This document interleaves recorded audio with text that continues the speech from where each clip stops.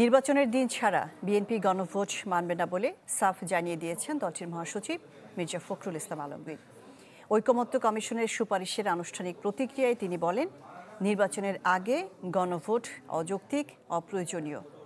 আদেশ জারির এখতিয়ারও নেই সরকারের। জুলাই সনদের কয়েকটি দফা বিএনপির অগোচরে সংশোধন করা হয়েছে বলে অভিযোগ তোলেন মির্জা ফখরুল।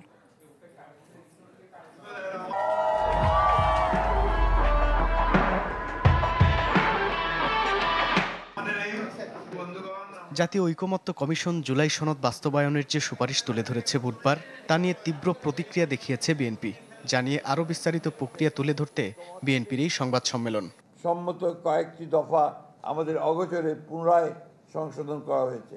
দলটির মহাসচিব মির্জা ফখরুল ইসলাম আলমগীর জানান, 17 অক্টোবর কেবল জুলাই সনদের অঙ্গীকারনামায় স্বাক্ষর করেছে বিএনপি, যেখানে চূড়ান্ত কপি উপস্থাপন করা হয়নি। অভিযোগ করেন, কয়েকটি দফা অগোচরে সংশোধন করেছে কমিশন। নোট অফ ডিসেন্ট উল্লেখ না থাকায় ঐকমত্য কমিশনের সুপারিশ একপেশে ও জবরদস্তিমূলক। উক্ত দফাসমূহের বিপরীতে স্বাক্ষরিত জুলাই জাতীয় সনদে অন্তর্ভুক্ত রাজনৈতিক দলসমূহের মতামত, ভিন্ন মত, নোট অফ ডিসেন্ট উল্লেখ করা হয়নি।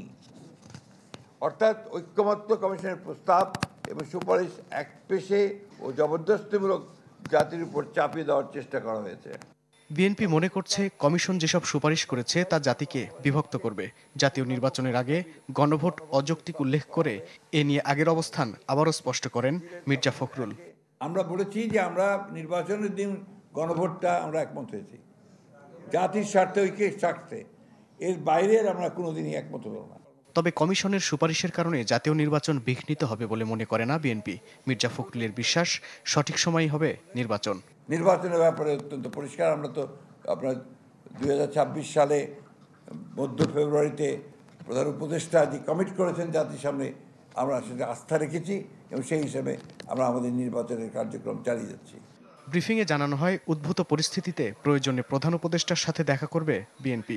আমরা আমাদের মতামত জাতির সামনে তুলে ধরলাম, জাতির সামনে তুলে ধরলাম। প্রয়োজনে আমরা এটা প্রধান উপদেষ্টার কাছে আমরা আবার যাব। মাহবুবুর রহমান, চ্যানেল 24, ঢাকা।